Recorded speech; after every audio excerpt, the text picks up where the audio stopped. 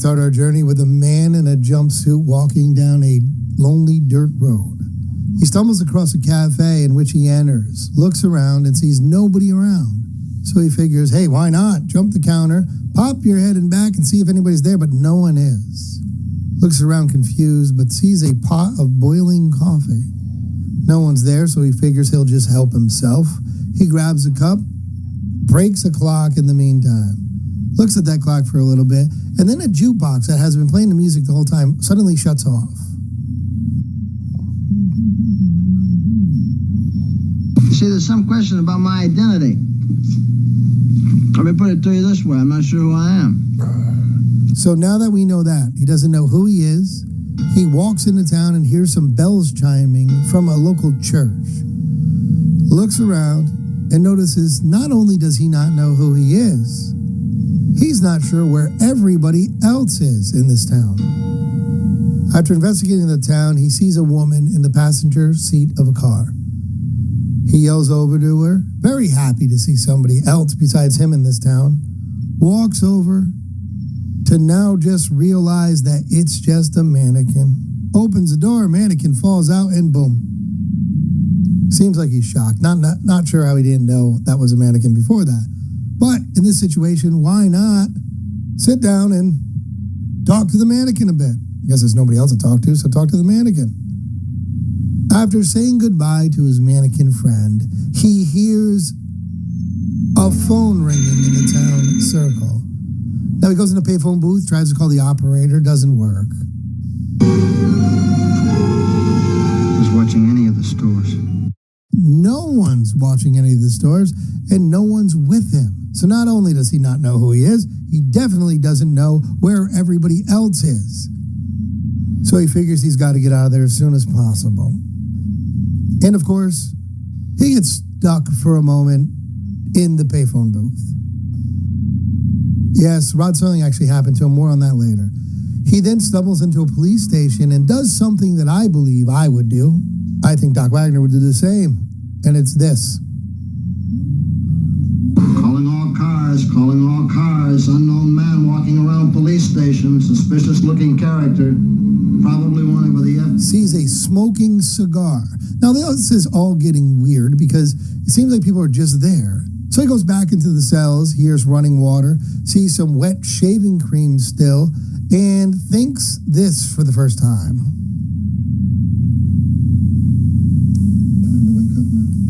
Time to wake up now. Time to wake up now. Dreaming or not, the cell is closing, so get out. Get out. Get out. Okay, he gets out. All right, so now, perturbed, he walks into an ice cream parlor. Why not? I guess it's called a soda shop back then. But talks to himself in the mirror for a little bit. Confused, obviously, doesn't know what's going on. He's going to help himself to some ice cream.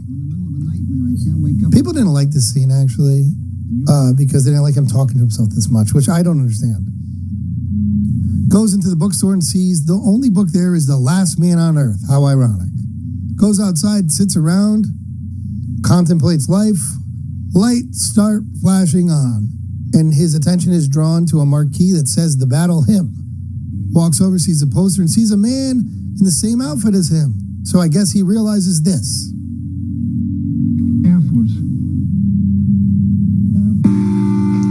Air Force. He knows he's Air Force, goes into the movie theater, watches a plane fly overhead on the big screen, thinks who's running the projector, doesn't know, runs downstairs, and then this. The iconic sound of the Twilight Zone, the breaking glass. Lays on the floor, looks up, and of course sees the eye watching him. Which I guess represents the men that are actually watching him, we find out, while he's on the TV screen in isolation. They're military, and I'll let them explain it. This a success, sir? Very much so. The man was confined alone in a box for something in the neighborhood of 484 hours. That's roughly equivalent to a trip to the moon, several orbits, and return. And this was a simulated trip to the moon, is that right, General? And yes, we get one of the most iconic landing lines ever. Don't go away up there. Next time it won't be a dream or a nightmare.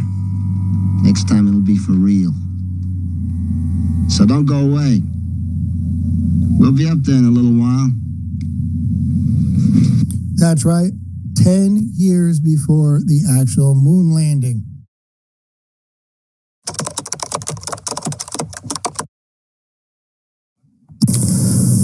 The show starts off with Lou Bookman, a kindly old pitchman, and he's peddling toys, products, and repairing them as well. And we notice a man in a dark suit as he wipes his brow like a Southern lawyer would do. Hello, sir. May I approach the bench? Not sure why they do that. But the man in the dark suit is watching him, taking notes throughout his pitch. Then we notice that Mr. Bookman loves the children. The children love him. He fixes their toys. He even has ice cream parties for them after dinner.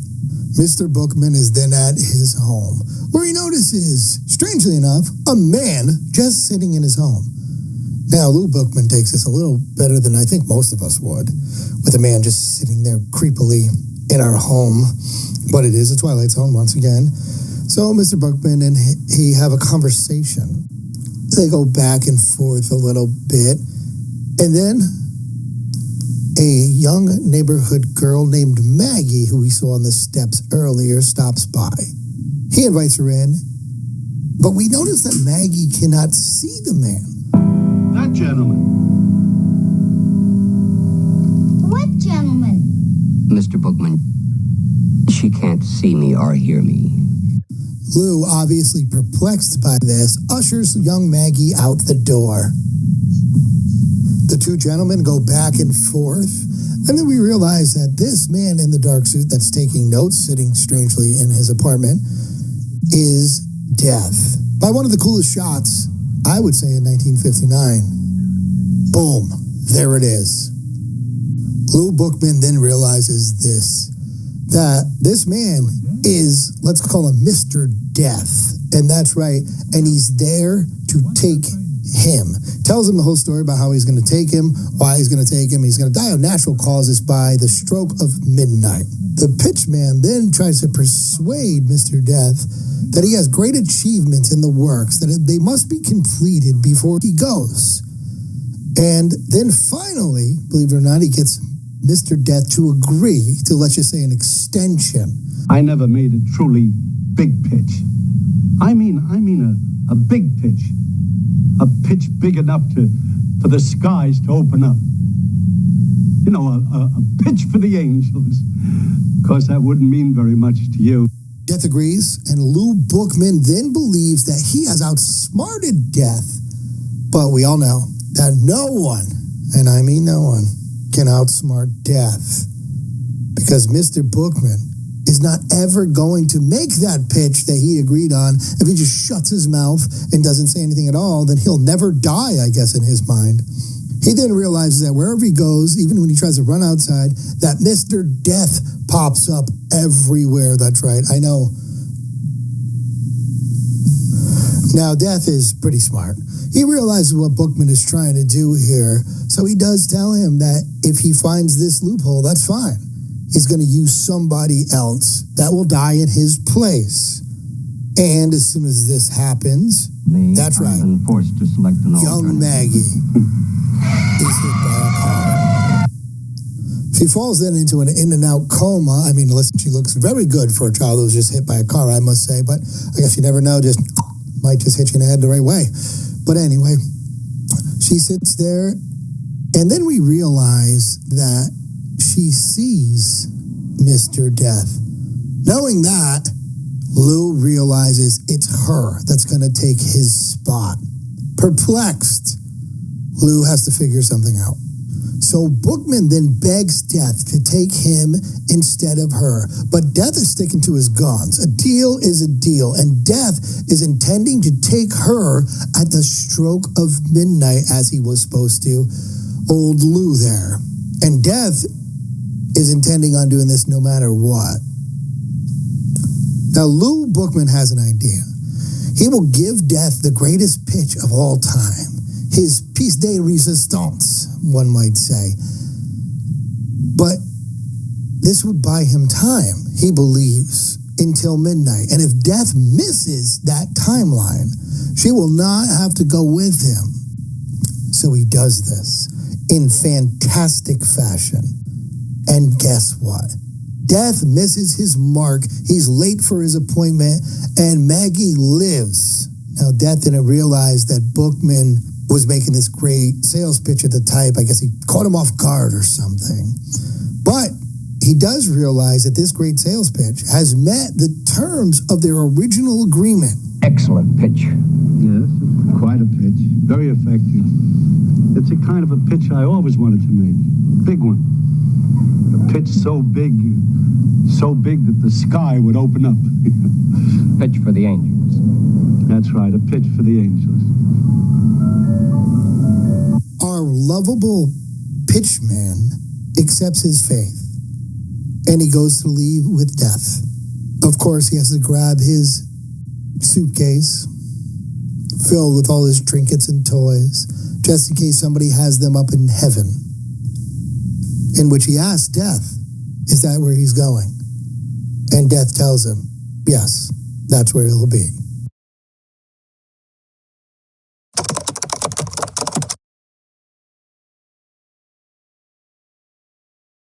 We start out, and that's right, the woohoo Wild West. Just to see a drunken cowboy get thrown out of a local saloon. This man is Al Denton, who used to be the fastest gun in town, but now, as you can see, is a drunken mess. He's then bullied by the younger cowboys, even making him sing for his drink. We notice his beautiful friend Liz from the bar, and the bartender noticing what's going on here. How pathetic, watching a drunk sing for your amusement in a bar. Oh wait, that's karaoke. The bully cowboys break the bottle and throw it out into the middle of the road where Al Denton chases it down. His gal pal Liz looks at him disappointingly in the middle of the street.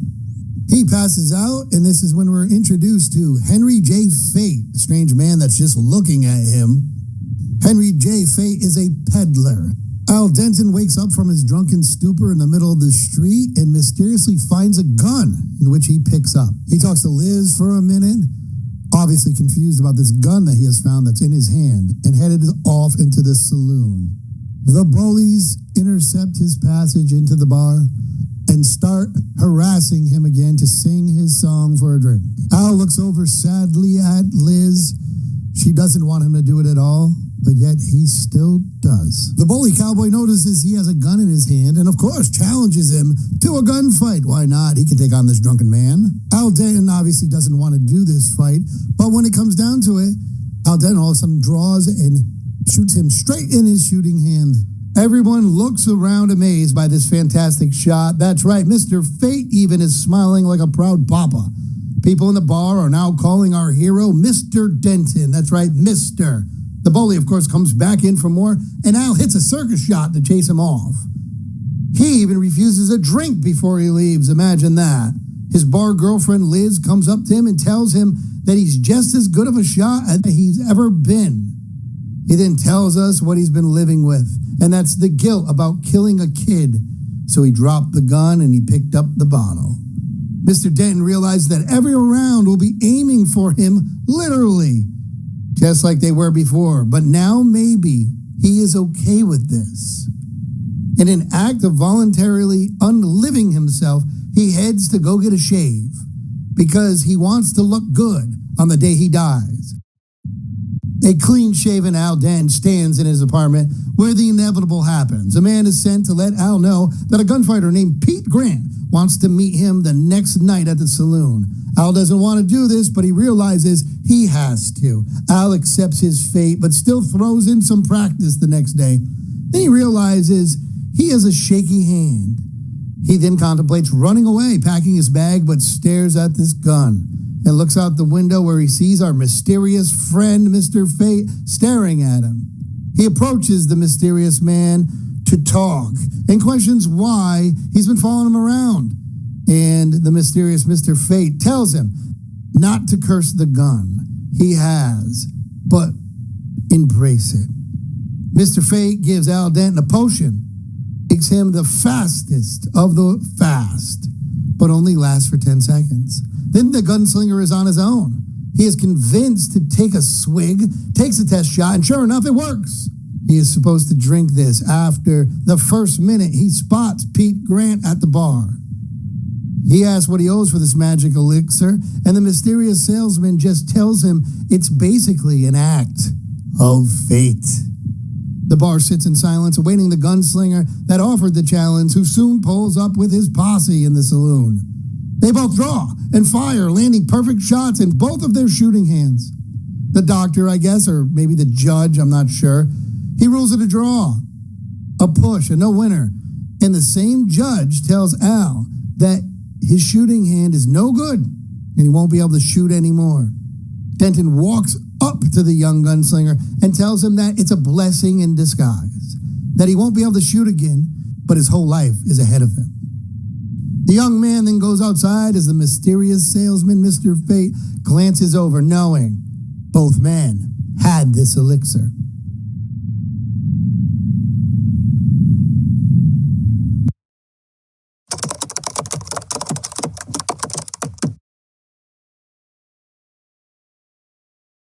We start off on the actual big screen as we see Barbara Jean Trenton playing the leading lady alongside her handsome young leading man, Jerry Herndon. The now aging actress Barbara Jean sits in her screening room watching her younger self on this screen, smoking cigarettes with a smile in her eyes. Her maid even enters the screening room and sees the aging actress acting out the part. This is a bit awkward. I mean, I'm pretty sure Doc Wagner stands on the side of his television watching and reenacting his Jailhouse Rock video performance from the 6th grade talent show. So you get it. It's awkward. A man comes to the door, and it's her agent, Danny Weiss. Danny goes and speaks with Barbara and brings up the fact that she's living in the past. Let's just say a bit too much. He does tell her, though, that she has a meeting with a big producer, about to get a big part in a movie, and she gets very excited about this, of course. And you really start to take notice on how much her agent, Danny, really, truly cares about her. She loses herself for a while, reminiscing, of course, in the past. Again, Danny really drills it home that it is 25 years later. They show up for the meeting with the big producer, and he lets her know that the part he wants her to play, that he is offering, is a small part, but a good part. But it's the part of the mother. Now, Barbara is obviously not having this. There is no way she could play a mother. She's much too young, though she's not. So she refuses the role and storms out of the office, but not by taking some reality check shrapnel from the producer. Super Agent Danny gives the producer a piece of his mind, showing once again how much he actually truly cares about Barbara, and he is worried about her. Barbara and Danny arrive home, and Barbara does express her hatred towards the time period nowadays. She doesn't want to face the fact that she's getting older, so she doesn't want to do this anymore, not in the present. So why not decide to make everything in her life like the 1930s? So this includes throwing a party for her and all her old friends. But then Danny lets her know that all her friends are either gone or dead. A frustrated Danny leaves, and she locks the door behind him. Danny tries to see Barbara again, but Barbara does not want to see Danny at this time. So Danny tells her old leading man, the one we saw in the beginning, co-star Jerry Herndon, is going to be in town and wants to stop by, and he wants to see her. So she gets excited. She gets all dolled up, and then is totally let down when she sees an old Jerry Herndon, because he doesn't exactly look like he did when he was on screen that she's just been walking. It's been 25 years, keep in mind. Everybody out there, your prom queen or king, whatever it may be, doesn't probably look the same after 25 years. I'm just saying. She even tells him she had the idea that they would do a picture together again, but he lets her know that that dream went away with his youth, and he now runs a string of supermarkets. Hey, the guy's doing what he's got to do to get by, and he does seem happy. So come on. She does not take this well, of course, and states that everyone she knows is now dead and sends them both on their way. Of course, she goes back into her screening room to watch her youthful co-star and wishes she could be there with the young Jerry. Sometime later, the maid enters the room and looks up to see something that startles her. Incredibly, she calls Danny, and he comes over immediately to find that our leading lady is now back. In the movie, she finally got her wish. She blows a kiss to Danny and drops her handkerchief, in which Danny finds while walking out the door. Barbara finally got her wish.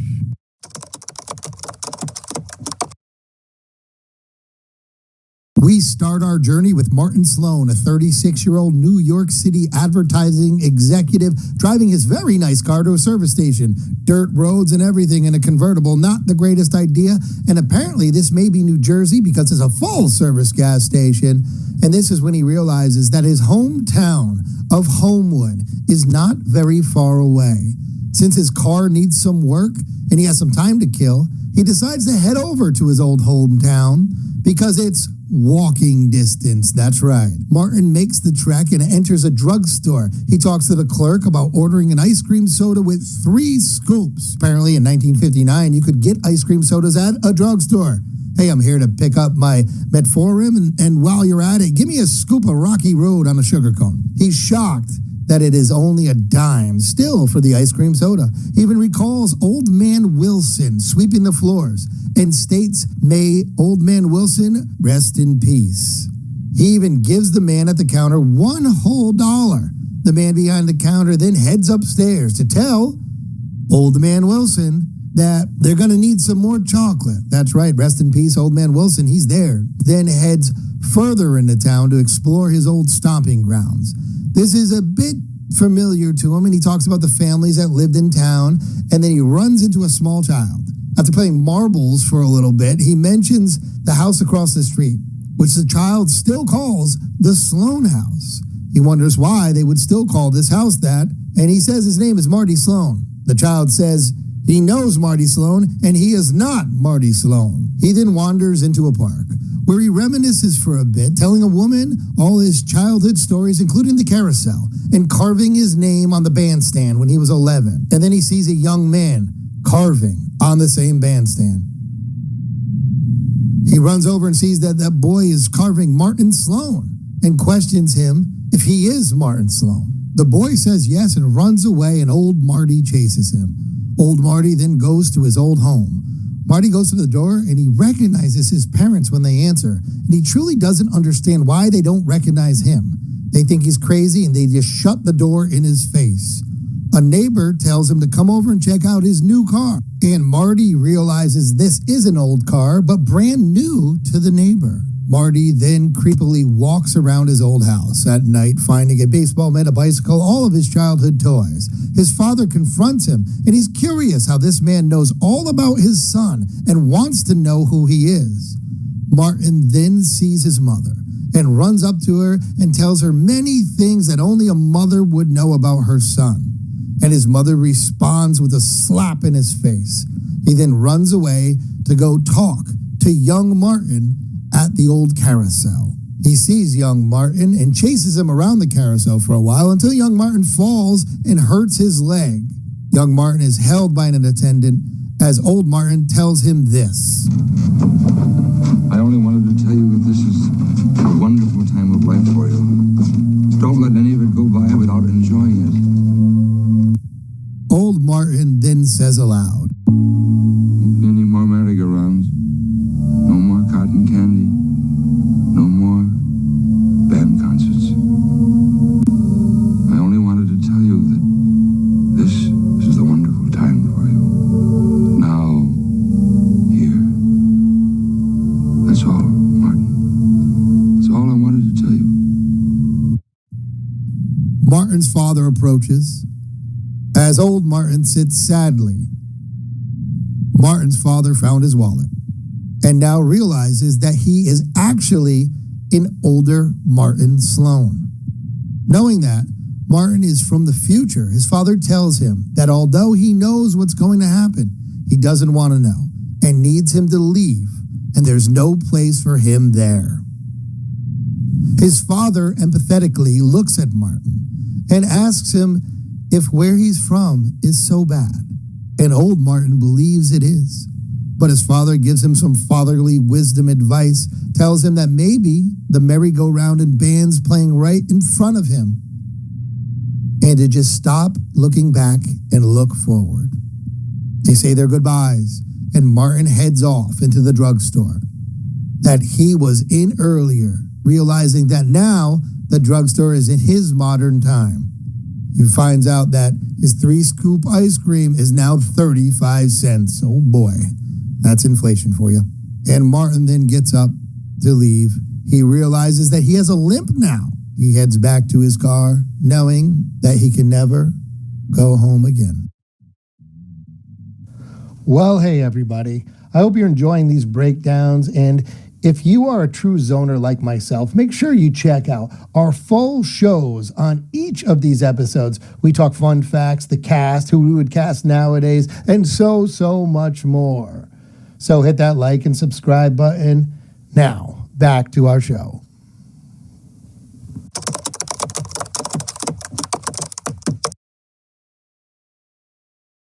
We start our journey with Walter Bettiger, a 44-year-old self-absorbed paranoid hypochondriac who is lying in bed being checked up on by a doctor. The doctor finishes his examination, and Walter starts to show his personality, asking the doctor how long he has left to live. Walter doesn't take the news well of his clean bill of health because his warped mind knows that he is sick.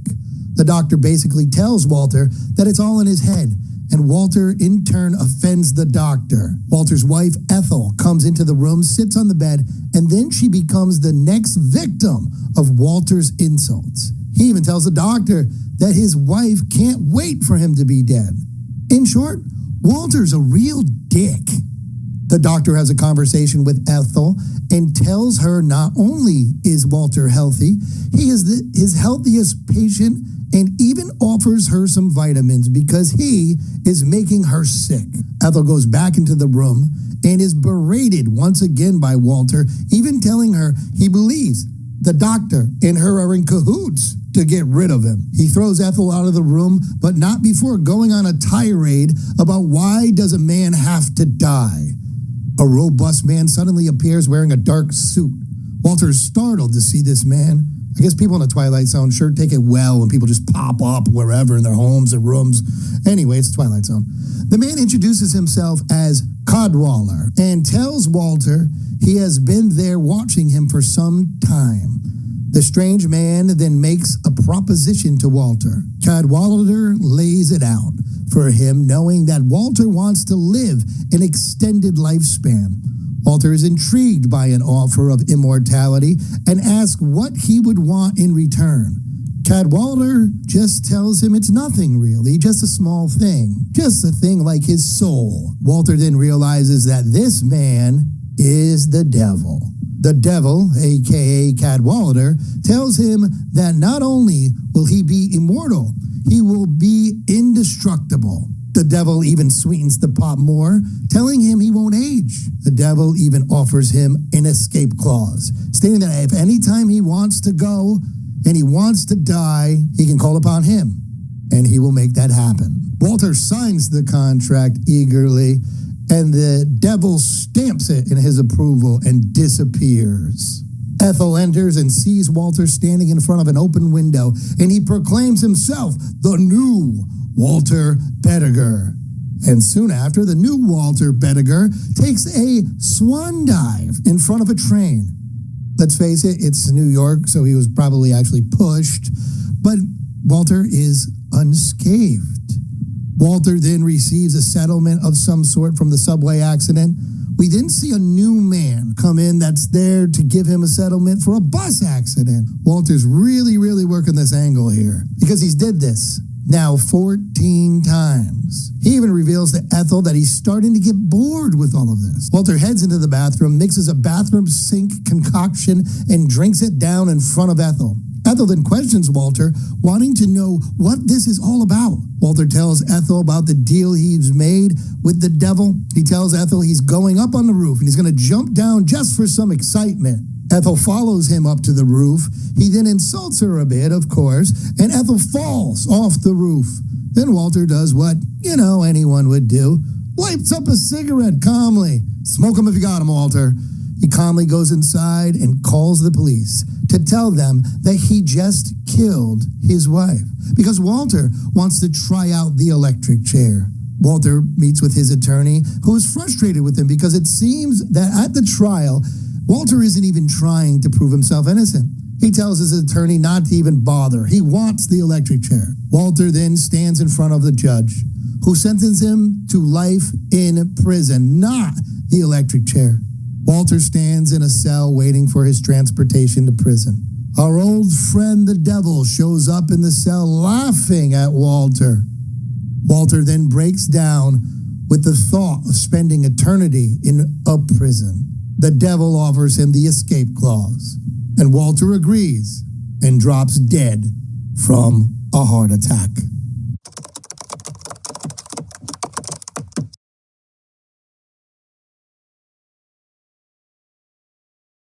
We start our journey on an asteroid. That's correct, I said an asteroid. Rod Serling refers to this asteroid as a dungeon, and the inmate in this dungeon is our main character, James A. Corey. Corey sits in a car alone, just honking his horn. We learn that Corey is a convicted felon inmate put into isolation, which is this asteroid. Corey sits in his lonely shack, writing in his journal. He thinks of the supply ship that should be there soon. He looks out of the window, waiting for his friend to bring him his goods. We learn that the car we saw earlier was given to him, in part so he could put it together to keep him busy. Corey finds it hard to believe in anything, but the things he's brought to keep him busy, and they bring him in a reality, let's say. Ship lands. Corey's very excited, and he starts setting up board games, cards, all that good stuff to play. He runs outside to meet the captain of the ship, Allenby. They say their hellos, and Allenby is followed by two rude men dressed like players in an old Harvard football game. I mean,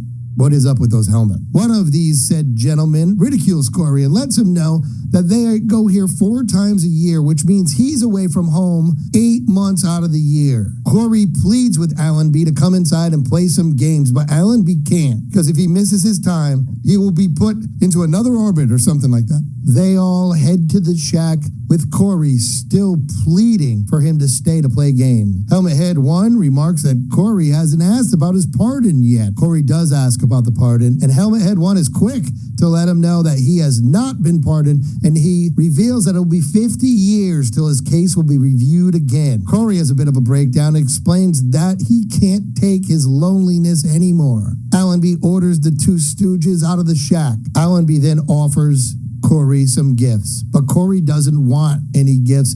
It makes him feel like an animal in a cage, getting tidbits from people just watching him. All he wants is a pardon, stating he is not a murderer. He killed in self-defense. Allenby lets him know that his hands are tied, and he does feel bad for him, telling him all he can do is bring him the things to help him fight his loneliness. The Helmet twins come back with a big crate for Corey. Allenby has to leave, and before leaving, he tells Corey the instructions on what to do with what's in this big crate. He leaves and lets Corey know he'll see him in 3 months. Corey does thank Allenby before he leaves for whatever is in this big crate. Allenby then leaves, and Corey opens the crate. Corey's visually startled to see what's inside and takes the instructions out and reads out loud. You are now the proud possessor of a robot built in the form of a woman. He has received a female robot. Some say robot, some say robot. Who am I to judge? Corey does not like this robot, whatever it is, and tells her to leave, saying he doesn't need her around. She doesn't leave and just states that her name is Alicia. She is in the shack now waiting on Corey, showing that she's very human-like, but Corey is still not having it. Corey then questions her and asks if she can feel. She tells him yes, she can. Corey leaves the shack and is followed by Alicia. He is still not having this and feels that he's being mocked. Corey grabs her by the arm and throws her down, thinking she can't feel anyway. Corey yells at her for a bit, feeling that he's still being mocked by the memories of women. Alicia turns and is crying. Corey apologizes and seems confused. We now go forward a little bit, playing checkers together, getting along just fine. They even spend a romantic evening looking at the stars. And as they look up, they spot a ship coming and realize that this must be the ship coming to see him with Allenby aboard. Allenby lands and gives Corey the great news that he has been pardoned. Corey will be taken back home to Earth and has 20 minutes to leave. Allenby then tells him that he can just grab a couple things because they're already over the weight limit. Corey, of course, thinks one of these things will be Alicia, but Allenby lets him know that she's too heavy and he has to leave her behind. Corey pleads with Allenby, but Allenby doesn't budge. Corey then runs to Alicia and asks her to show him that she's a real woman. So the frantic Corey pleads some more as Allenby pulls out his gun and shoots Alicia in the face. The heartbroken Corey stares at Alicia's face. That is just wires and gears. Corey takes it all in and heads to the ship to return back to Earth.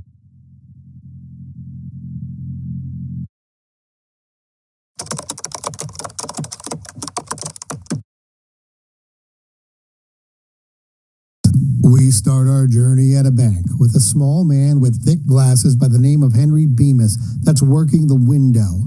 We see that Henry is hiding the fact that he is reading a book while handing out cash. He even tells the bank customer about the book he's reading. And of course, since he's distracted, he miscounts the money that he gives back to the customer and even gets her name wrong because Mr. Bemis could care less about anything but his book. The boss notices him just reading the book and calls him into his office. The boss lectures him about not being a good worker and tells him that he's just a reader and ridicules him for going down to the vault during his lunches just to read. The boss then threatens to fire him if he doesn't forget about reading and just do his job.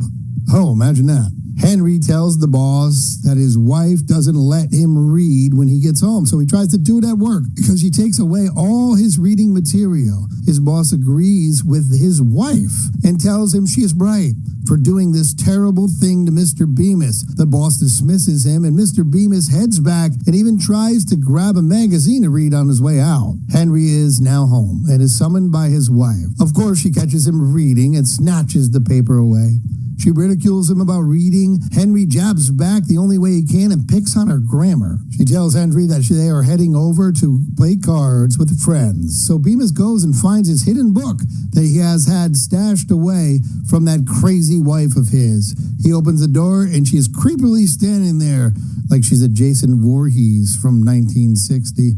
And she finds his book of modern poetry, which he was hiding. She comes in and sits on the couch with Henry as he speaks passionately about his favorite authors to her. He noticed that she scribbled out all the words in his book while she sits there smiling. She then takes the book from him and rips it up and throws it on the floor. What a bitch. He collects the pages and stands up and questions why. Why would she do this? And just ridicules him again and just walks away. Henry is at work the next day at the bank, takes his lunch break with a book in hand and a packed lunch. I hope his wife didn't pack him this lunch because I would not eat it if I was Henry. Henry enters the bank vault, closes the door. Henry sits in the vault reading his book, and all of a sudden hears a huge explosion. Henry stumbles around a little bit and heads out the door to find total destruction outside. Henry then realizes he's the only one around, and possibly the only one alive, because he was down in the vault. But he's not quite sure if he wants to be alive in this situation. He starts to enjoy his new surroundings without people, even makes himself a candlelight dinner, smokes a cigarette, and heads off to his makeshift bedroom. Henry wakes up the next morning, sits in a car, wanders around, and finds a sporting goods store where he finds a gun. Henry sits down and contemplates ending it all because there's nothing for him to do here. Right before that moment happens, he looks up to see a public library. Henry heads over excitedly and climbs the stairs and strikes gold in the form of books. Henry excitedly organizes all these books and sits down to read them when suddenly his glasses fall off his face, and Henry barely can find them because he can't see anything at all without his glasses. He feels for them and picks them up and realizes they are broken. Then he leaves us with this. That's not fair at all. There was time now. There was all the time I needed. It's not fair. That's not fair.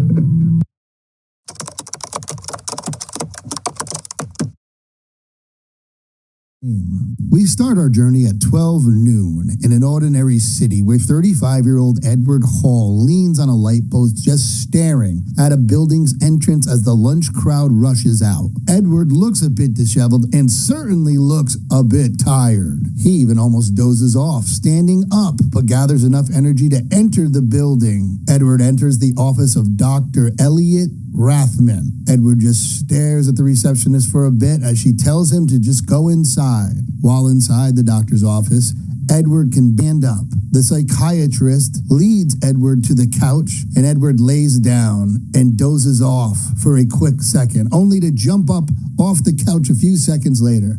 He paces around a bit and tells the doctor he is the tiredest man in the world. He states that he's been awake for 87 hours straight. Edward believes that he mustn't fall asleep, for he fears he will never wake up.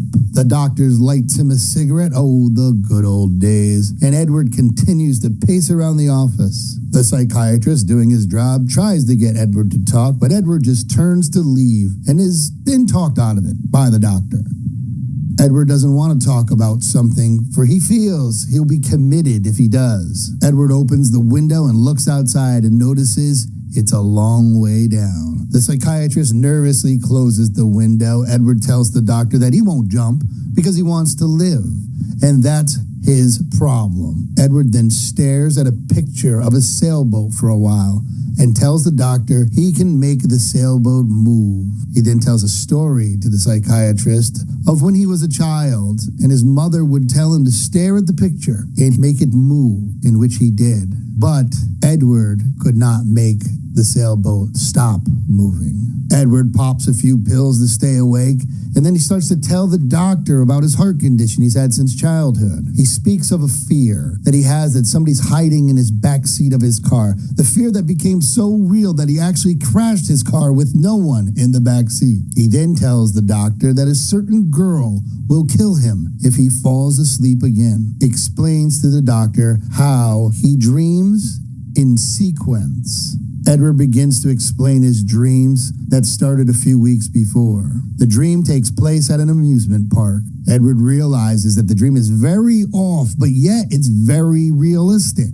You see the shadow of a beautiful woman who's standing on a stage, and Edward just stares at this cat girl. The cat girl dances seductively for Edward. Edward runs away from the stage for his life, then pulls out a cigarette, stating that there's something in this girl's eyes, and as soon as he does, his cigarette is lit by Maya, the cat girl. She flirts with him for a bit. It's just a dream, she tells Edward. He shouldn't be afraid, it's just a dream. And she pulls Edward to follow her. Edward and Maya enter a fun house. But this fun house is filled with screams and creepy things. Not exactly the fun Edward was looking for, if you know what I mean. Oh, but let's not speak too soon. Maya leans in and kisses Edward just before Edward is startled by a scream. And Maya just starts laughing in his face. He lets the doctor know about this dream, that this was the time he realized she was trying to kill him. He then tells the doctor that he's never seen her before, but she definitely wants to kill him. Edward then states to the doctor that he fell back asleep and ended up back in the amusement park running, and Maya chasing him down. He tells Maya to leave him alone because he has a heart condition, and Maya tells him it's just a dream. He can do whatever he wants. She excitedly drags Edward onto a roller coaster. He rides the roller coaster anxiously, but his heart is racing fast. Maya laughs as Edward is frightened. Edward yells for them to stop it, and Maya tells him it's too late, just jump. Edward screams to wake himself up, and Maya just tells him to jump again. Edward stands in the doctor's office, finishing his story, just staring, and goes to leave to get some fresh air and says his goodbye to the doctor. Edward then notices the receptionist, who is no other than Maya. He runs back into the doctor's office and jumps out of the window. we see the doctor just sitting in his chair as he summons for his receptionist to come in, as we see Edward lying on the couch lifeless. They check his pulse, and they realize he's dead. They say he only came in for a minute and went right to sleep.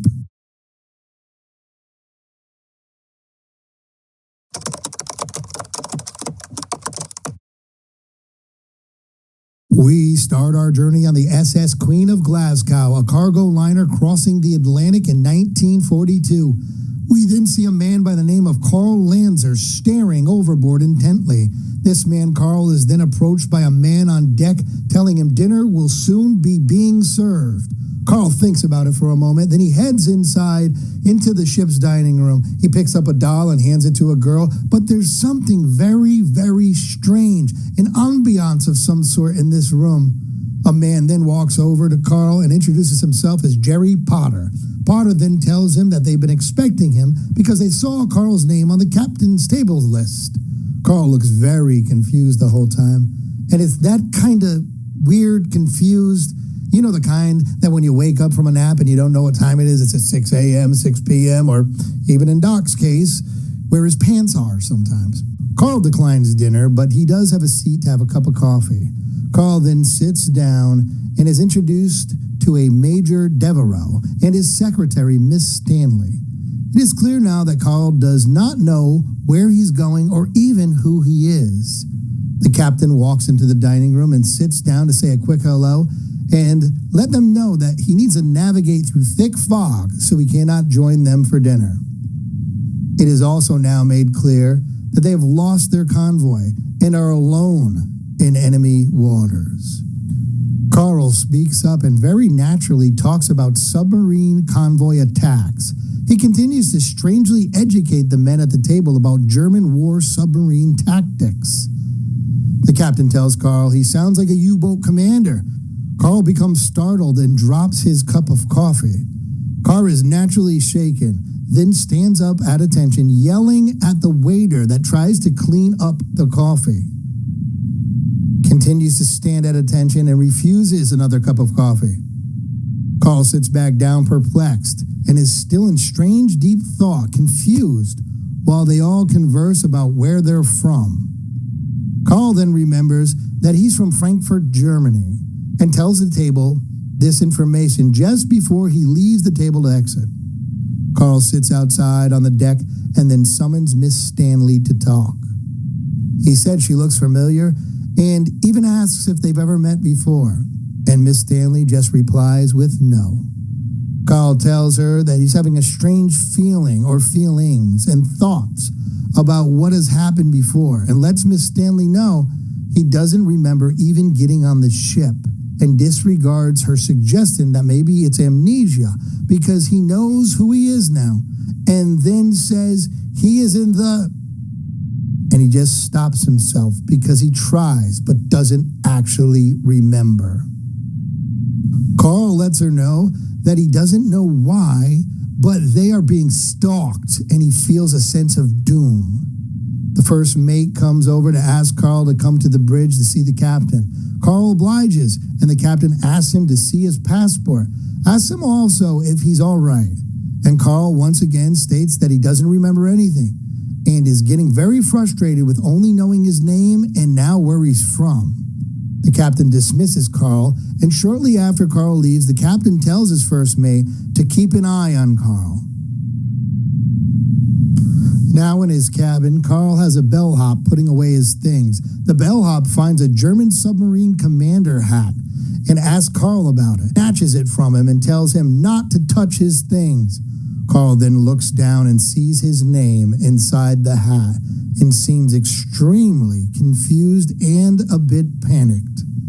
Meanwhile, at the captain's helm, the captain calls down to the engine room and tells them they need full speed through this fog, which they cannot do. Carl's at the bar and gets a drink and notices that it's 5 after 12 and states that something's going to happen at 1:15. The first mate enters the bar and Carl notices the engines have stopped and starts to panic and lets them know that they are now defenseless and they will drift until 1:15. Carl has a few more drinks, goes into a panic mode, and starts yelling that everyone needs to abandon ship. Carl sees the spotlight from the U-boat and takes off running and screaming, trying to tell everyone that the U-boat is there. Carl turns around to see everybody on the ship huddled together very oddly, standing in front of him. Carl pleads with them to abandon ship. Then, all of a sudden, no one is there in front of him. They all just disappeared. Carl now mentally breaks and heads upstairs, hysterically starts yelling for the captain. He grabs a pair of binoculars, takes a look, and sees himself standing on top of the submarine. The heavy guns start firing at the Glasgow and strike hard and fast. The boat is now on fire, and people are struggling to get out as the U-boat keeps hammering away. People trying to get on their life rafts unsuccessfully. Miss Stanley perishes in the fire, and the other people on the ship are being picked off one by one. Carl is still running around the boat and falls overboard as the boat sinks to the bottom along with Carl. We now go to the German U-boat and see Nazi Carl sitting in his room, impressed with himself for sinking the Glasgow, even bragging about it to his first mate. He then questions his first mate about his nerves, and the first mate lets him know that he feels bad because there were people on that ship. Carl tells him he has sentiment but no brains. But Nazi first mate just doesn't understand the killing of women and children with no warning, and wonders if they are now damned. So Carl laughs and mocks the fact that this man thinks they'll be damned by God. And then the Nazi first mate tells Nazi Carl that he feels that they will be stuck on that ship, reliving that moment when those people died over and over again for eternity. And the Nazi captain just stares in deep thought.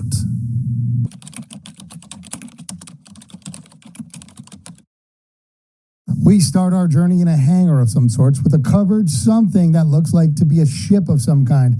Military men are inspecting this object. Now, this wasn't any object. Her name was the X-20, an experimental interceptor ship that made a crash landing in the Mojave Desert after a 31-hour flight and 9 miles into space. But here's the funny part. The men who flew her disappeared from the radar for 24 hours. Now, two nurses head down a hallway and run into Lieutenant Colonel Clegg Forbes. The lieutenant seems a bit nervous and asks the nurse to see his co-pilot, Major William Gart. Forbes walks into the room to see his co-pilot, who has suffered a broken leg. Gart bitches for a bit and asks questions about the ship's crew, and of course, in Twilight Zone fashion, the lieutenant pulls out some cigarettes and they enjoy that together in a hospital room. But the lieutenant seems puzzled and nervous. He wants to ask Major Gart some questions. Lieutenant Forbes does not really understand why he walked out alone from the hospital the day before and shows a newspaper headline that says only 2 spacemen returned from the crash. Lieutenant Forbes does not know why there's only 2 people in this picture. Lieutenant does not understand why Major Gart only remembers those 2 on the ship. Forbes tries to explain to him that there were 3 men on that aircraft. He names the third as Colonel Harrington, who happened to be Forbes' best friend, but Gart does not remember him at all. He tells him that there were 3 beds in that room the day before, and he and Harrington were dismissed. Major Gart emphatically denies knowing Harrington or having a third person on their flight. Forbes frantically describes what he remembers that day before, but Major Gart thinks he does need help, some serious psychiatric help. We then proceed to a flashback on the day before. The mysterious Lieutenant Harrington is now in the room playing around and joking with Major Gart. They joke with him for a while and leave the hospital room, but not before they see the newspaper that reads, 3 spacemen return from crash all alive. The 2 men then end up in a bar. The bartender recognizes them as the men that returned from outer space and waves that giant 30 cents a beer tab for the celebrity that they are. Harrington sees something that bothers him immensely as his drunken friend leans over, taking a bit of time from his fornication plans. Harrington starts acting very strangely, even breaking one of Doc Wagner's 10 Commandments, "Thou shalt not droppeth lager." Harrington explains that he does not feel like he belongs there. Harrington goes over to call his folks. Then he summons Clegg over to the phone booth, revealing to him that his parents had no idea who he was. Harrington then states he feels that they shouldn't be there, that they should not have come back from that flight at all. Forbes leaves the phone booth and picks up a newspaper that reads, "2 spacemen return," and Harrington is gone out of this picture. And he's also gone out of the bar. All remnants of Harrington are gone. His beer that he left behind, the bartender knowing him, even the girl on the side of him, nobody knows who he was. The bartender tells the colonel that he came into the bar alone. He then loses it for a bit and heads out the door. The colonel smokes in his hotel room, looking a bit frazzled, when there's a knock at the door. It's his wife, Amy. Amy's a little upset with him at this point because he's all over the map with everything. Amy has no idea who Harrington is either, even though they were all best friends at one time. So he realizes that he sent a telegram earlier in that day. So he's going to find this telegram, but yet the telegram he finds says just him alone. No Harrington mentioned at all. He hugs Amy and doesn't know what to think about this whole thing. He then gets a phone call from the higher-ups, where he asks about Ed Harrington, and everyone does not know an Ed Harrington. He then starts really losing it and starts proclaiming that he knows that this is a gag. It must be a ruse. Something. Nope, it's not. He takes off and heads to that bar to find Ed Harrington, but he bangs on the door and breaks into the glass. That's right, the glass again. He walks around while calling his friend's name. He even goes into the phone booth and cries. That's right, broken glass and a phone booth, same scene. Welcome to the Twilight Zone. The flashback then ends. We go back to the colonel in the hospital room, where he delivers a confused, somber monologue, but the major tells him he still has never heard of Ed Harrington. Somberly, the colonel states that he believes Ed has been yanked out of this realm, taken away. He then looks in the mirror and sees no reflection of himself and runs out of the hospital room frantically. Major Gart looks down the hallway for his superior and friend, but no one is in the hallway besides a nurse. He yells out to the nurse and tells her to find his friend, that she has no clue who he is talking about. And then it's revealed when he walks back into his hospital room, there is only one bed now. Started with 3, then 2, now 1. And the major shakenly goes back to bed to see a newspaper that reads, "Lone spaceman completes journey and lands in the desert." That's right, lone spaceman. Terrified, he lays back down. We then see a major with a nurse walking down the halls of the hospital. They check out the room to reveal it's now completely empty. Yes, the same room the 3 men were in before is now empty. Then there's a shot of the hangar where we saw the covered ship, which is now no longer there.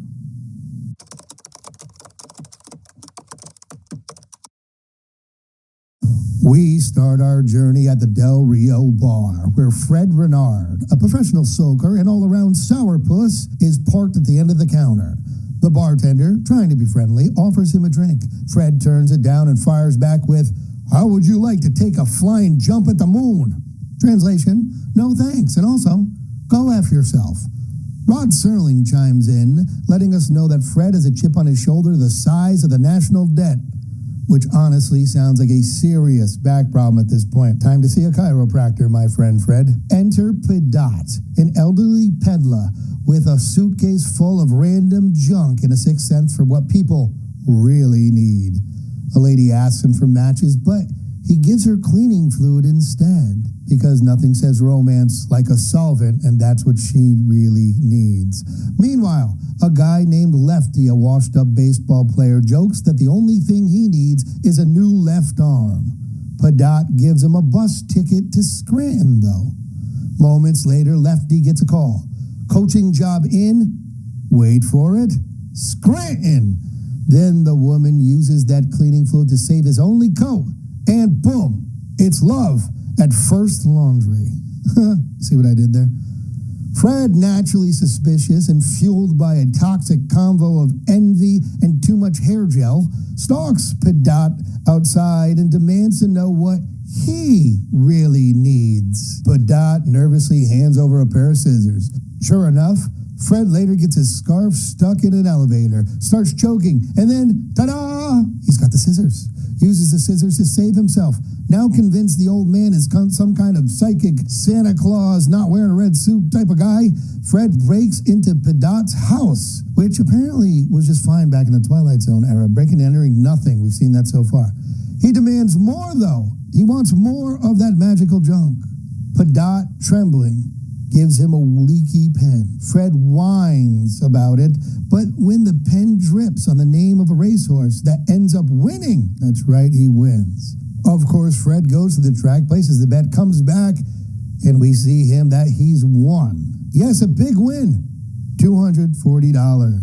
It's not exactly millionaire status, but hey, it's more than just sulking at that end of the bar he could make. The next day, Fred tries the pen again, but nothing.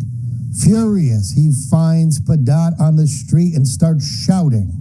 Padot explains that the items only work once. Fred, of course, not satisfied, grabs a pair of too small, leather-soled shoes, which of course he complains about because he hates the leather-soled shoes because they're too slippery. Oh, stop it, Fred. Take. Whine about it afterwards. Geez, you got a free pair of shoes.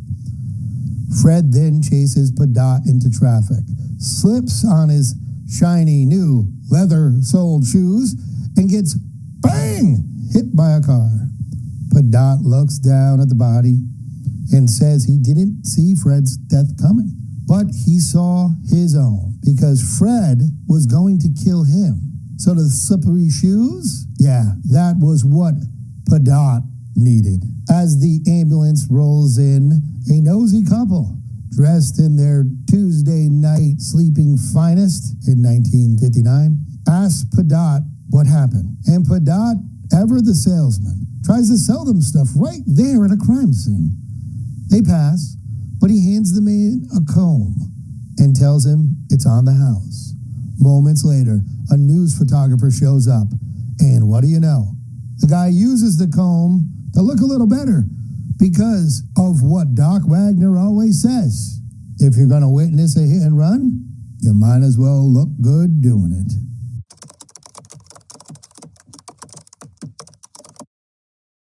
We start our journey with Arch Hammer, a slickster with a slicker suit and a cooler suitcase, who has an uncanny ability to shapeshift. Yes, that is right. Almost like a skinwalker, he can change into other people. Only his face, but Arch can look like anyone he wants to, as long as he has a picture of them.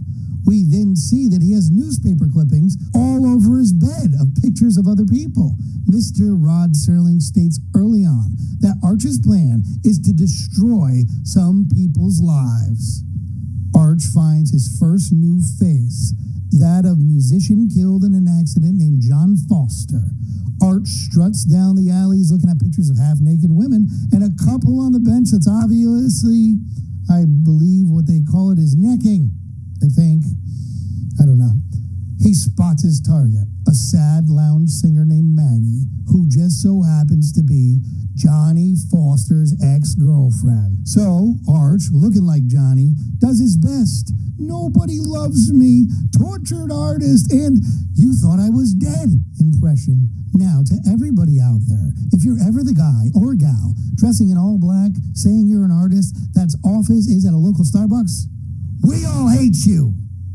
Sorry about that. Let's go on. Arch's tortured artist, who was recently hit by a train act, apparently works, and Maggie is all in. So Arch's plan to see that black slinky dress on his floor and a start over seems like it's working. What a scumbag. But Arch needs money for this plan to take effect, so he heads out, but followed by a fellow musician that actually recognizes him. The musician lights his cigarette and notices that the man is not his friend Johnny Foster because Arch changed back to himself. The musician is startled and heads back into the bar, and Arch says aloud that why shouldn't he have a dame like that, and heads off to make it happen.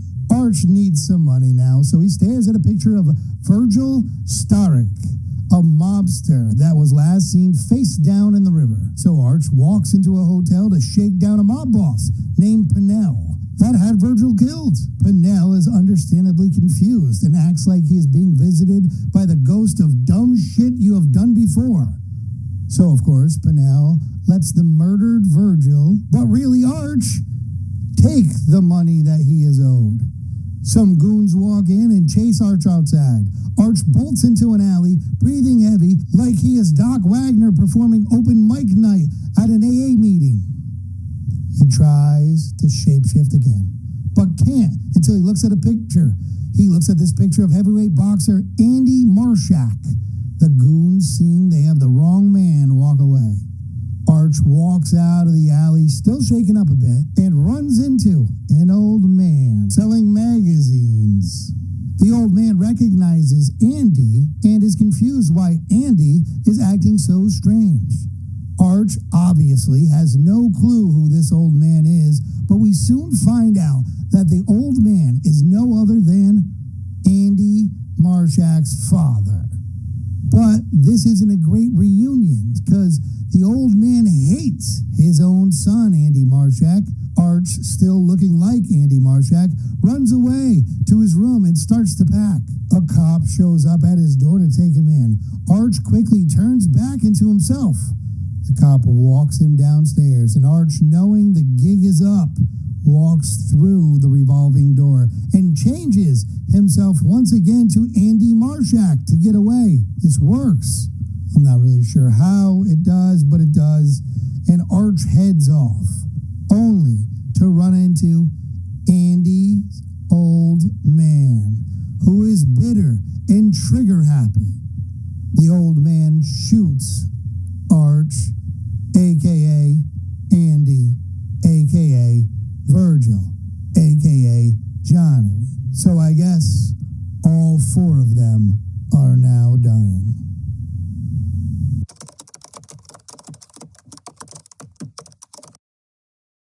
We start our journey at a factory, but not just any factory. This place is pumping out Cold War vibes so hard that Stalin is shivering. Workers shuffle out of the gates, badges checked like they're clocking out of a top secret lab. One of those workers is our hero, Will Sturka, a stressed out scientist. He ends up puffing on a cigarette because it's the Twilight Zone, and if you're not chain smoking, are you even alive? I mean, seriously, it's the zone, people. He's joined by Carling, his co-worker and resident douchebag. You know the type. The guy on YouTube that screams, "Smash the like button," right before ruining your day with his frivolous nonsense. Speaking of, if you wouldn't mind, please hit that like and subscribe button if you don't mind. Back to our show.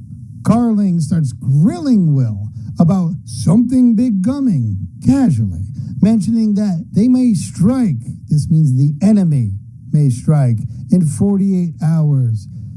Maybe he's fishing for intel, stirring the pot, or just being a passive-aggressive douchebag. Yes, it's all of the above. Will brushes him off and heads home, looking like a man who is very worried. Will walks through his artsy living room. We're talking weird sculptures and a Salvador Dali edition of a telephone. His daughter Jody pops in for a chat. She wants to talk about life, the universe, and bombs. I love classic dad-daughter bonding. So great to me. Then Will's wife joins the conversation. Everyone seems nervous. Even the teenage daughter, she knows something is up. Will goes upstairs, and his wife, they have a real heart-to-heart. He tells her the big news. Everything's going to be wiped out in 48 hours. But don't worry, because he's got a plan, an escape plan to space. Enter Jerry Ryden, Will's best friend, I guess, co-conspirator, but who is not your best friend if he isn't your co-conspirator? and the only guy who knows about the spaceship. They talk secretly in the other room, but Jerry's very hesitant. And then, bam, we see Carlin peeking in the window, like a full-on peeping Tom and Tom, just standing there, full-blown creeper. Next, we cut to both families casually sitting around a card table, playing some kind of post-apocalyptic Go Fish. The women head to the kitchen because, well, hey, it's 1959. Don't look at me. You know, I didn't write it, okay? So settle down, everybody. Will and Jerry whisper the real plan to each other. They're leaving tonight in a spaceship headed for a distant planet. Then, right on cue, Carling knocks at the door. He's got that same vibe again of someone who knows what's going on, but is holding his cards tight to the chest. He drops not so subtle hints about ships that leave the atmosphere that they know they have. He doesn't say, I know what you're doing. Oh, but boy, does he say it. He finally leaves, but the jig is up, clearly. Time to go. Will starts packing like a man who's got a deadline to get his family out of this situation and off this planet. But then Will gets a phone call. On his Spencer's Gifts phone, work wants him to come in. But nope, time is up. He's got to get out of there. The families pile into a suspiciously sweet ride, I have to admit. It's got spaceship rims, but it does drive like maybe a Buick. I don't know. Seems comfortable. It's rocking like that way all the time. They go to the plant. Flashlight signal ready. They give it to him, but the guy holding the light is Carlin. Of course. Now Carlin has a gun, but Will and Jerry aren't about to go down that easily. They take him out, and bam, with one well-timed punch and a weak chokehold, it's lights out for Carlin. Alarms blaze as they sprint through the field. They kick a random guard on the stairs of the spaceship that they're going on to, and we see the two men inside the spaceship, relieved and talking about their final destination, which is none other than Earth.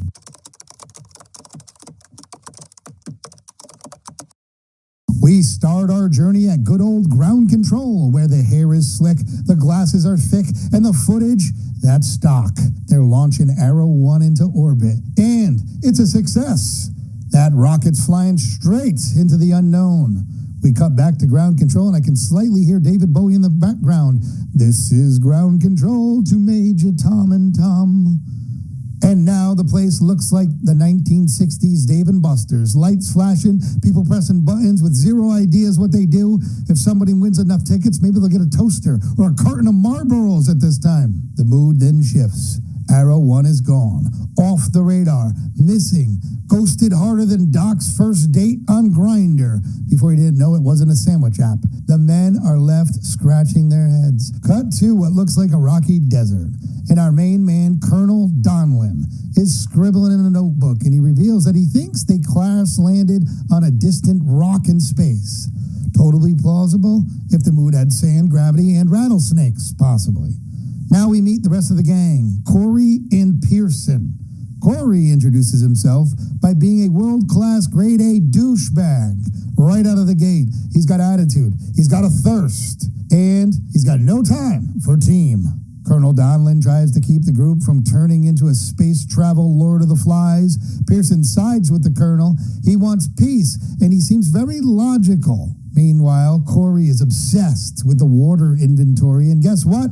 There's not enough for all of them. Corey even suggests that maybe they shouldn't give water to the dying crew member who's not going to make it. Pearson responds, being the moral compass of this episode, and Corey pouts and retreats like a little baby he is. The men chat about the sun, how it looks exactly the same as it did on Earth. Same size, same heat, same Earth vibe going on, I guess. Meanwhile, Corey's watching all this from a rock like a dehydrated little fool, holding his canteen like it's his baby blanket. Colonel Donlin gives some of his water to the dying crewmate because he's an actual human being and cares. Corey's not thrilled by this. He wants to save the water for the people that are worth it. Pearson reminds Corey that he basically sucks. Then Corey and Pearson head out on a recon trek. But when Corey comes back that night, solo, he looks suspiciously hydrated. Like way more water than you'd expect from someone who just walked across an asteroid. He tells Colonel Donlin that Pearson just wandered off in another direction. No biggie, really. Then he admits he left Pearson for dead. And it wasn't his fault, of course. Colonel Donlin's like, yeah, okay, oh yeah, sure you did. Let's go see where you left him. And he grabs his pistol, just in case Corey starts being, I guess, Corey again. They hike to the spot. And surprise, no body, just sand. It turns out Pearson's still alive, but barely. He's crawled away and now lying there. He can't talk, but he manages to scratch a symbol in the dirt before ultimately dying. Colonel Donlin sees it, starts putting two and two together. This asteroid might be closer to Earth than they thought. He books it across the desert to investigate further. Meanwhile, Corey hangs back, picks up Pearson's gun, and goes full villain on us. He tracks Donlin down and boom, confrontation time. They argue. Corey pulls the trigger. Colonel Donlin's down. Corey is now king of wherever they are. One man left. Now Corey's wandering alone, crossing the sand like he's expecting aliens or maybe a spaceship or who really knows. And then there it is. Blacktop, a highway, power lines, even a sign that says Reno. That's right, not Mars, not the moon, Nevada. They never left Earth. Turns out Arrow 1 didn't land on an asteroid. It landed about 5 exits past a Motel 6 probably. Pearson had been trying to draw power lines. And Corey? Corey murdered his crewmates for water that he could have gotten at the nearest 7-Eleven. The episode ends with Corey staring at the road, mouth open, realized he was the worst road trip partner ever. Well, hey, everybody. I hope you're enjoying these breakdowns, and if you are a true zoner like myself, make sure you check out our full shows on each of these episodes. We talk fun facts, the cast, who we would cast nowadays, and so much more. So hit that like and subscribe button. Now, back to our show.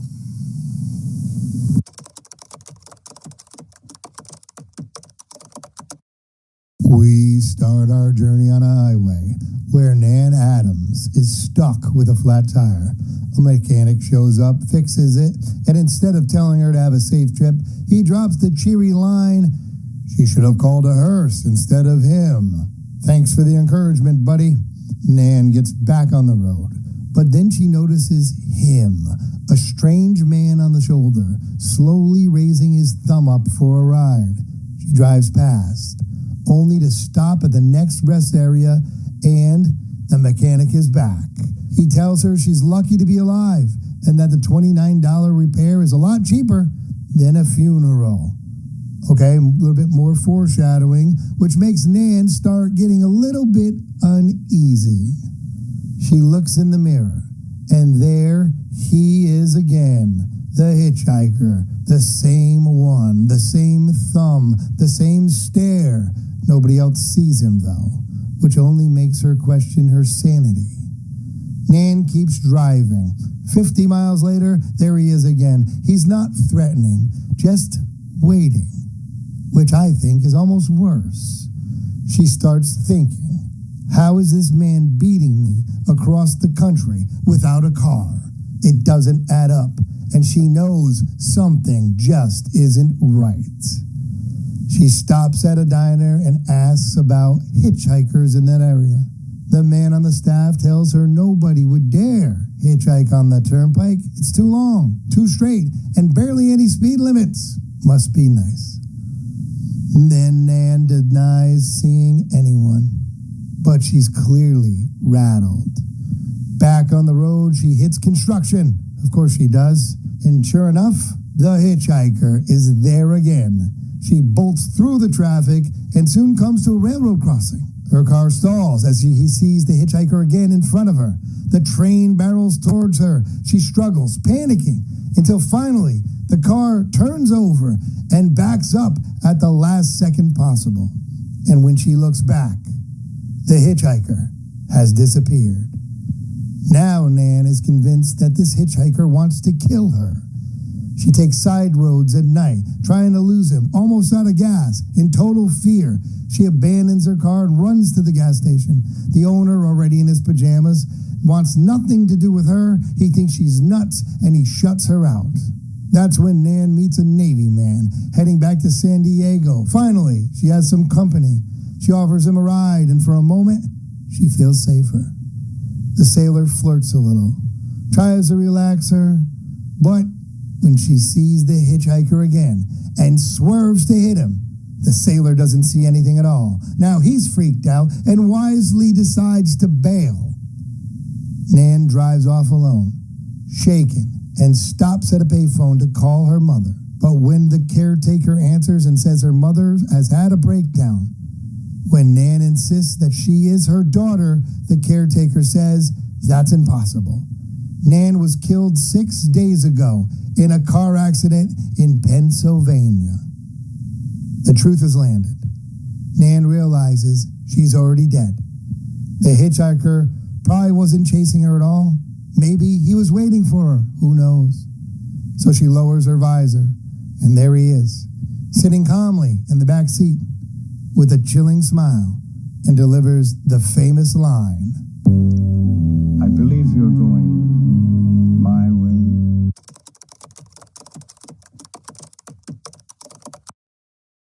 We start our journey in Las Vegas, where we see gambling, addiction, and one poor sucker about to learn that the house always wins. We meet Franklin Gibbs, cranky, cheap, uptight. He and his sweet wife, Flora, are on a free vacation they won on a game show in the city of sin. But Franklin hates every second of it. He acts like slot machines and the people playing them have personally offended him. Flora, like Cyndi Lauper, knows that girls, they just want to have fun, right? So she puts a coin in, and Franklin, Mr. Morals that he is, snaps at her.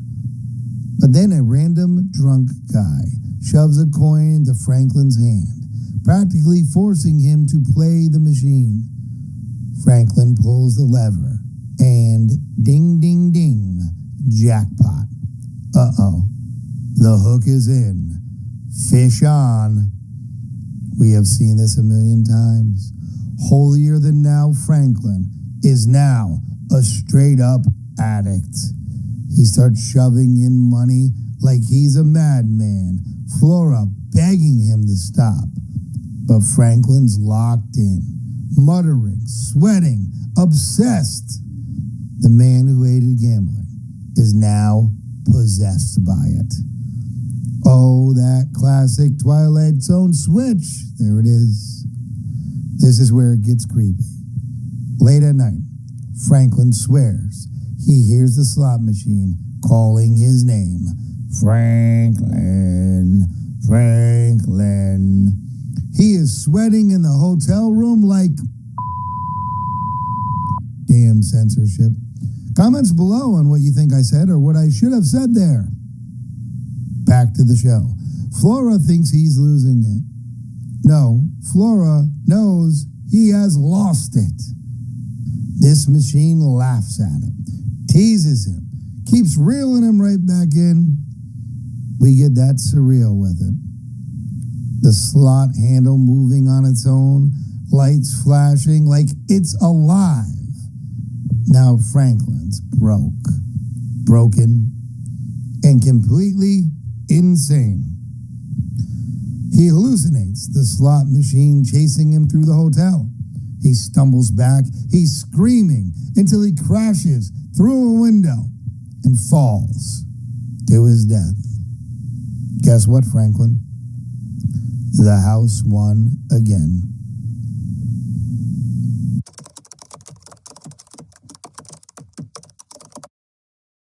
We start our journey in 1917. It's the Great War in France. So strap in because we're about to hit some turbulence.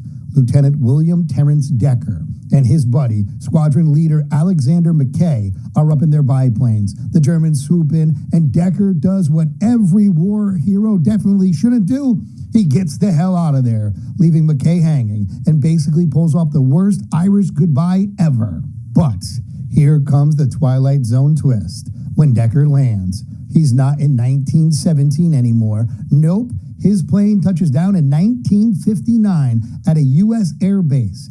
He pops out in full leather helmet and goggles looking like he's cosplaying the Red Baron and immediately gets scooped up by the Americans. Major Harper and his right-hand man, Major Wilson, don't know what to make of this guy.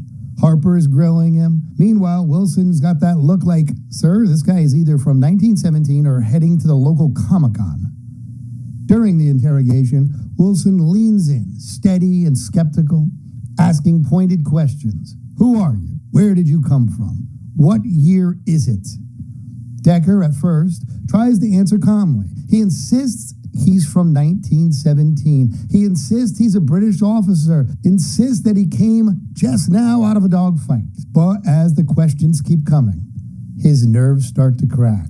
You can see it in his eyes, the panic, the disbelief that no one believes him. When the major mentions Mackay, alive, honored, remembered as a war hero, Decker's whole face changes. At first, maybe shock, maybe anger.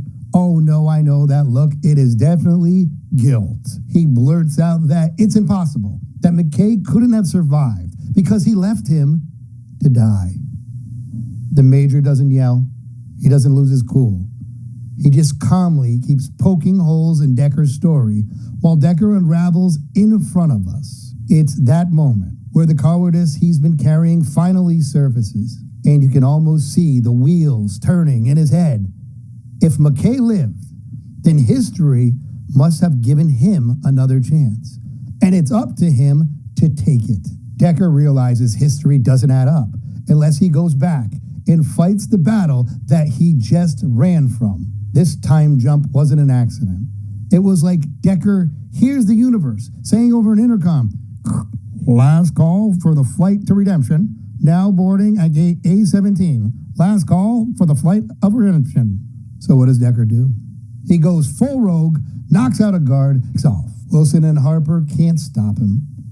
He vanishes back into the mysterious cloud he came from, back to 1917, back to finish the fight. And here's where the kicker lands. After Decker's gone, Mackay himself, older now, decorated and dignified, shows up at the base and tells them about that very dogfight in 1917. Says he was surrounded, outnumbered, and sure he was a done for, until his comrade, Decker, swooped in at the last second, fought like mad, and gave his life so Mackay could live. Wilson and Harper finally understand. Decker wasn't crazy. He was a coward who got one last shot to be a hero, and he took it.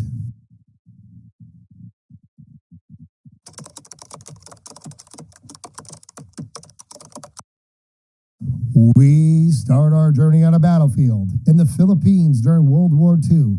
Captain Phil Rikers talking with a platoon leader about the day's fighting.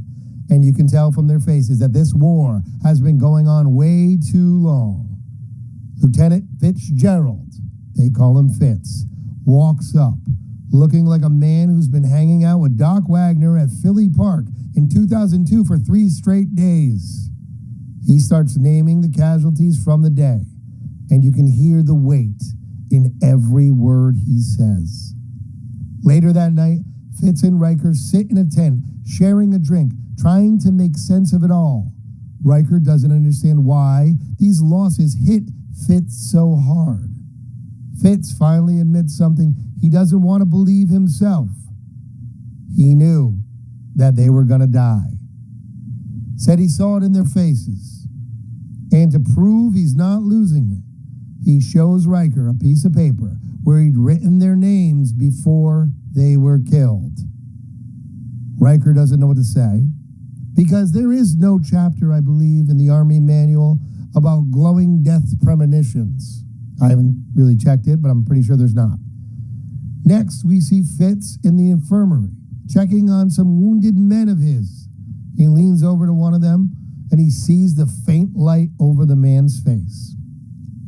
Fitz then faints, and when he wakes up, the man is gone, dead. He walks down and tells Riker. He tries to explain this all, but now the rest of the unit's looking at him like he's lost it. Fitz swears he can see death coming. Later, during a briefing about the next attack, Riker's leading this meeting. Fitz looks across the room, and there it is. That same light, now glowing over Riker's face. Fitz tries to warn him. If you go out there, you won't come back. Riker orders him out of the tent. But deep down, you can see that these words stuck. Because before heading out, Riker quietly leaves his pictures and keepsakes behind. Word spreads through the platoon.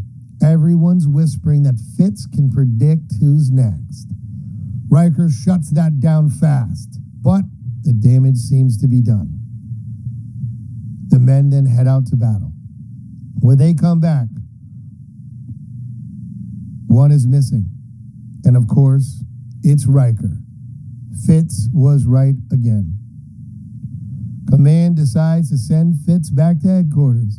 Get him some rest, maybe a break from the fighting and all these whispers. Packs his gear, catches his own reflection in a mirror, and then he sees it. The light. And this time, it's on his own face. He doesn't scream. He doesn't even pray. It just seems like he understands. A Jeep pulls up to take him away. Fitz climbs in beside the driver, and he sees that glow on him. A little later, men sit and wait for a Jeep's return, but that never comes. Just an explosion. And that's the Purple Testament, a story about a man who could see death before it came and learn the hard way that knowing the future doesn't make you safe. Sometimes in the Twilight Zone, being a know-it-all isn't good at all.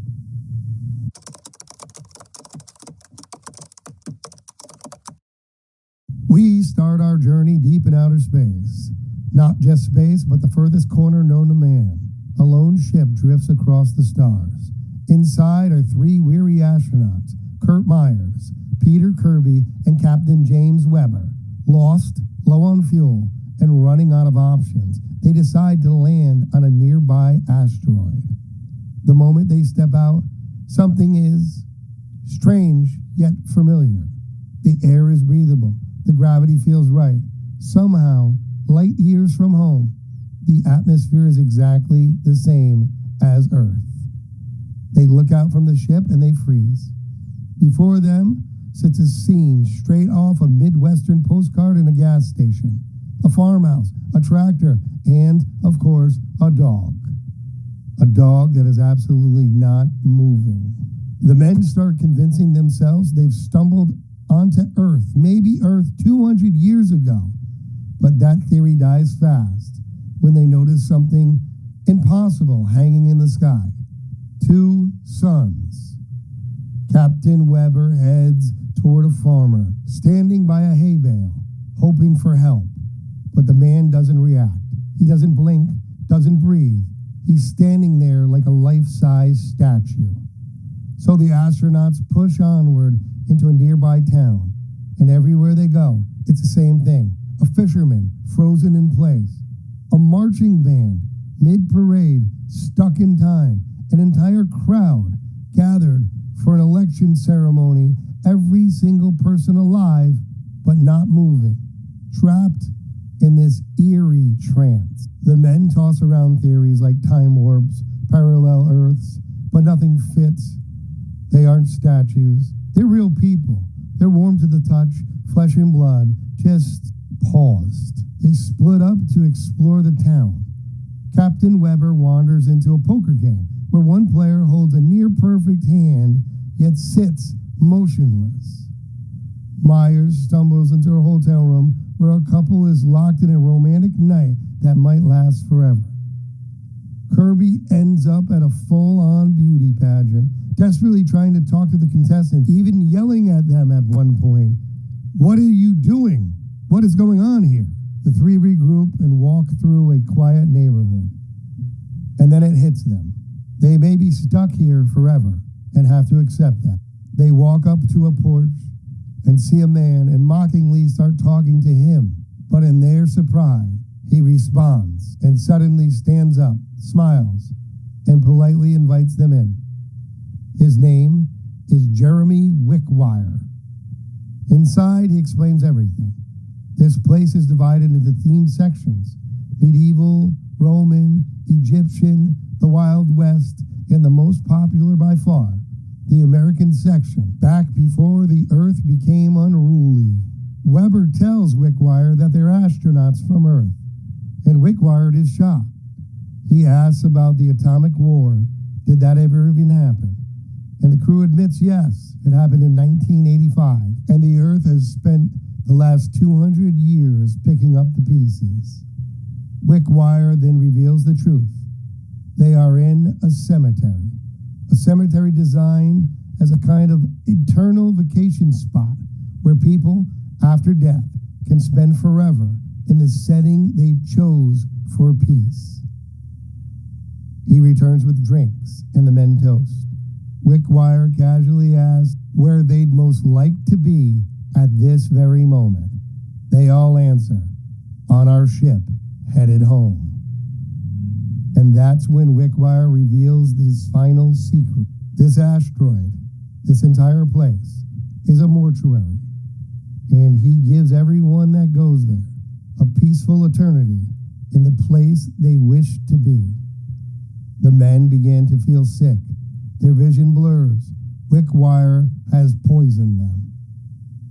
In the final scene, Jeremy Wickwire gently dusts off the three astronauts, now frozen in time, that have been placed aboard their ship, the way they said they wanted.